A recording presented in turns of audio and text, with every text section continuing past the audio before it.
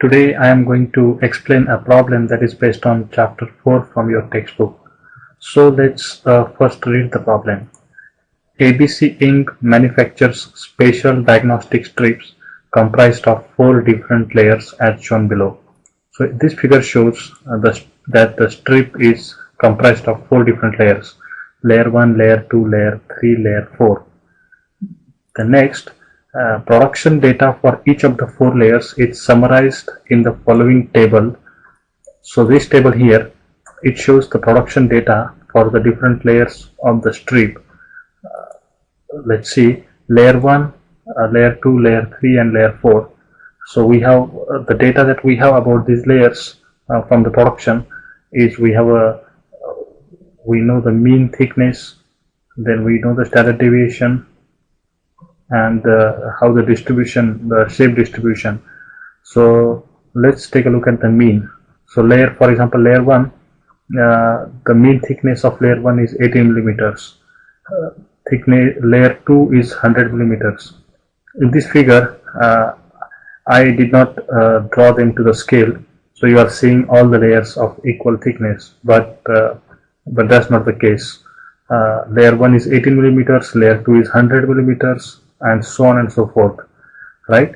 Then standard deviation is given for the thickness of each of the layers, 4, 12, 3 and 3, and the shape is the distribution shape.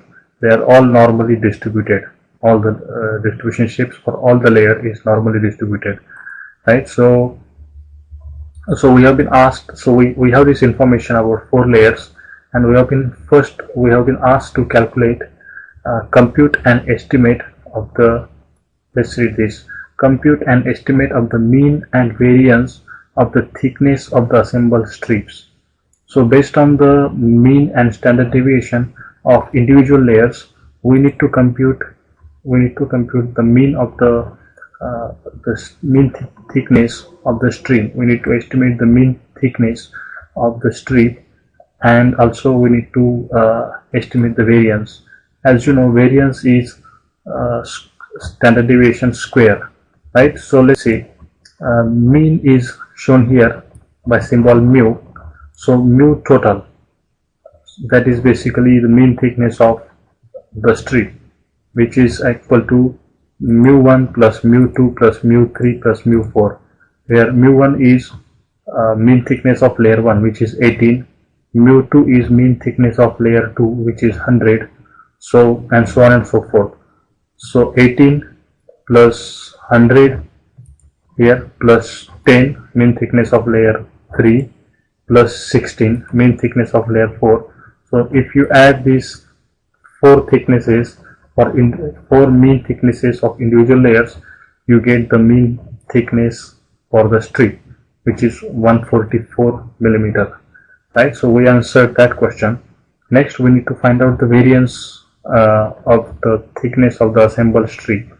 The variance is sigma square total is equal to, again we need to add variance for each of the layers. So sigma 1 square plus sigma 2 square plus sigma 3 square plus sigma 4 square.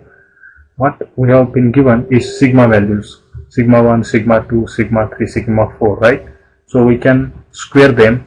4 square, 4 is a standard deviation for layer 1, so 4 square plus 12 square from here plus 3 square plus 3 square, the standard deviation of layer 4. So we square all of them and then we add. We get 16 plus 144 plus 9 plus 9, which becomes 178. So that's variance there. If we want to calculate the standard deviation, sigma total for the strip, we just take a square root of 178. That will give us 13.34. That will be our answer. So that's the first part. Second part is, let's read the second question here. Assuming a random assembly, what is the probability that the thickness of a strip selected at random will exceed 150 millimeter? So if we randomly select a strip, what is the probability that its thickness is more than 150 millimeter? The mean thickness we know now is 144. So we have been asked to calculate the probability that if we select any strip from the production run randomly, what is the probability that it will exceed, its thickness will exceed 150 millimeter. So to answer that question, first we need to find out the Z value, standard normal value Z sub U, that is given by a specification limit, in this case 150 millimeter, right? Maybe I need to I will just make it a little bigger here so that we can see it clearly. 150 minus specification limit 150 is coming from here, minus 144. 144 is mean thickness of the strip. 144 divided by standard deviation, which is 13.34. So 150 minus 144 divided by standard deviation 13.34. So if we do that calculation, we get 0.45. So that's a Z value. Now we need to find out the phi of Z, and that would be our probability value. That will be our answer. So how do we find out phi of Z sub U or phi of 0.45 in this case? For that we need to look at the tables. Here I mentioned from page 556 of your textbook. So I have a book here and I am on page 556. You can see that you can see here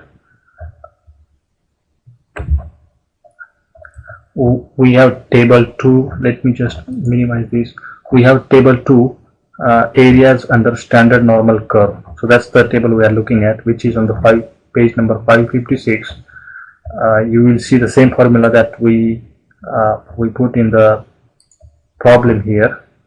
We included in the problem that formula, specification limit minus x bar, which is mean, divided by standard deviation. So we are looking at Z value of 0.45 in this table. So Z value of 0.45, we need to scroll down and here you will see 0.4, this column here. These are Z values.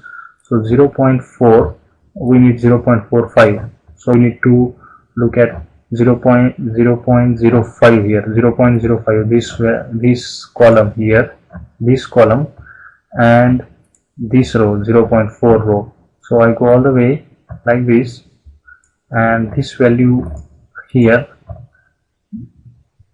this particular value, which is in 0.4 row and 0.05 column, that value, that number, that is phi of Z, that is 0.326355. So that I write here 0.326355. That's the probability value. If we want to write it in terms of percentage, we multiply it by 100 and we get 32.63%. So that's the answer for part 2.